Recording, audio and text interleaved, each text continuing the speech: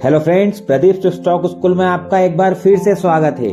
दोस्तों, share market से जुड़ी हुई हर एक जानकारी तो मैं आपको प्रोवाइड कर ही रहा हूँ, लेकिन आज से और अब से मैं आपको शेयर मार्केट के अलावा फाइनेंस की और फाइनेंशियल टर्म्स की अलग अलग बिल्कुल जानकारियां देने के लिए प्रतिबद्ध रहूंगा। और मैं उसी कड़ी में आज का अपना जो वीडियो प्रस्तुत कर रहा हूँ वो होम लोन के ऊपर है। तो आइए दोस्तों, समझते हैं कि आज का टॉपिक क्या है। उसके पहले यदि आपने मेरा चैनल सब्सक्राइब नहीं किया है तो चैनल सब्सक्राइब करना मत भूलिएगा। वीडियो पसंद आए तो लाइक कीजिएगा, शेयर कीजिएगा। तो आइए समझते हैं आज का टॉपिक।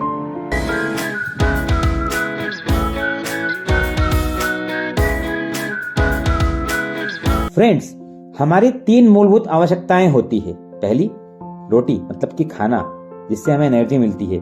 दूसरी, कपड़े क्लॉथ्स, और तीसरी होती है मकान।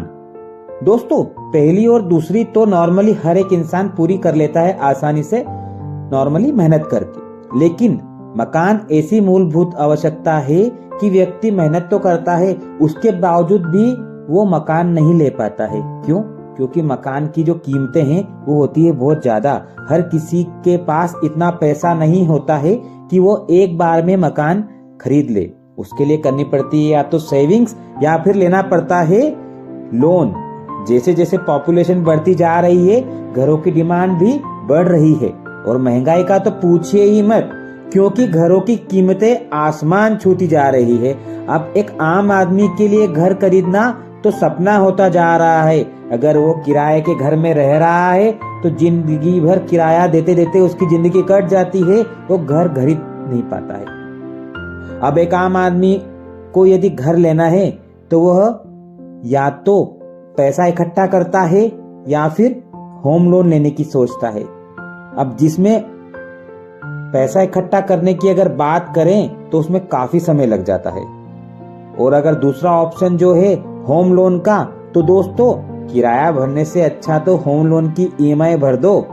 लेकिन दोस्तों, क्या आप जानते हैं कि हमारे देश में होम लोन का मार्केट कितना बड़ा है? फ्रेंड्स, होम लोन आज के समय में किसी भी फाइनेंशियल इंस्टीट्यूशन, किसी भी वित्तीय संस्था के लिए एक सबसे सुरक्षित दिया जाने वाला प्रोडक्ट है। क्यों? क्योंकि जब भी कोई भी बैंक, कोई भी फाइनेंशियल इंस्टीट्यूशंस आपको लोन देता है तो बदले में आपके घर की रजिस्ट्री उसके पास गिरवी होती है। यानी कि अगर आप लोन चुकाने में चूक करते हैं तो आपका घर बैंक हथिया सकता है, उस घर को वो बेच सकता है, बेच के अपने लोन की पूर्ति कर सकता है। इसलिए होम लोन प्रोवाइडर इजीली लोगों को लोन दे देते हैं।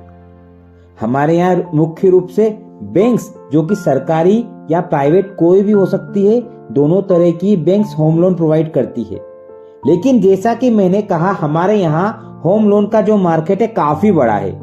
बैंक्स के अलावा कई वित्तीय संस्थाएं होम लोन प्रोवाइड करती है, जिसमें NBFC, non banking financial companies, private lenders, private housing finance कंपनियां और अनेक अलग अलग तरह की कंपनियां होम लोन प्रोवाइड करती है। बैंक से होम लोन लेने में और इन सारी कंपनियों से होम लोन लेने में ब्याज में काफी फर्क पड़ता है।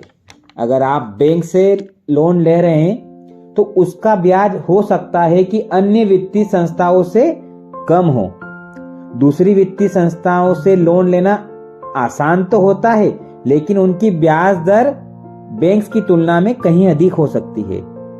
दूसरा जो मुख्य बात मैं आपको बताना चाहूंगा कि जब जब हमारी रिजर्व बैंक ऑफ इंडिया ब्याज दरें बढ़ाती है, दोस्तों होम लोन हमेशा फ्लोटिंग होता है, फिक्स नहीं होता है। तो जब जब रिजर्व बैंक ऑफ इंडिया ब्याज बढ़ाती है तो चाहे बैंक हो या कोई अन्य वित्तीय संस्था, आपके होम लोन का ब्याज बढ़ता है। लेकिन जब reserve bank of India loan पर ब्याज कम करती है तो बैंक्स जो होती है ना, वो तो होम लोन पर आपका जो ब्याज है वो घटा देती है। लेकिन जो अन्य वित्तीय संस्थाएं हैं वो ब्याज नहीं घटाती है। मैक्सिमम जो होम लोन प्रोवाइडर है बैंकों के अलावा यहाँ पर ब्याज कम नहीं करते हैं। मतलब कि आपने यदि बैंक के अलावा किसी अन्य संस्था से होम लोन लिया है तो भविष्य में आपकी ब्याज दर बढ़ना तो निश्चित है, क्योंकि ब्याज दरें बढ़ेगी जब जब आपकी होम लोन का ब्याज बढ़ेगा। लेकिन जब अगर ब्याज दर कम होगी तो आपकी वित्तीय संस्था जिससे आपने लोन लिया है, अगर वो बैंक नहीं है तो आपका ब्याज कम नहीं होगा। और ये वित्तीय संस्थाएं ब्याज बढ़ने पर क्या करती हैं? ईएमआई या फिर किस्तों में अमाउंट नहीं बढ़ाती है, ये उसकी जगह आपके होम लोन की अवधि बढ़ा देती है।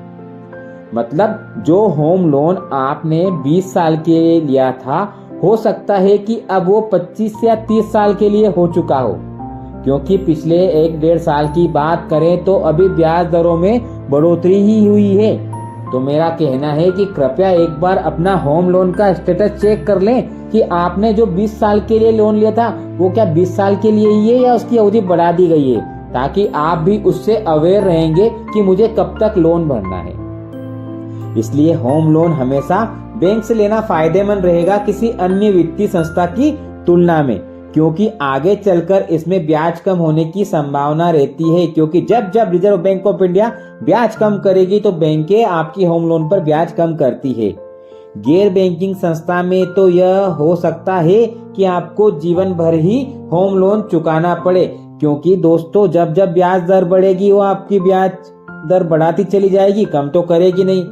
तो आपने जो लोन 20 साल के लिए लिया है, हो सकता है 30 साल, 35 साल, 40 साल की उसकी अवधि बढ़ जाए और आपका जीवन भर लोन चुकाते रहें और कभी होम लोन खत्म ही ना हो। तो दोस्तों आप समझ ही गए होंगे कि हमें होम लोन लेते वक्त किस चीज का ध्यान रखना है, कौन से लेंडर से होम लोन लेना है।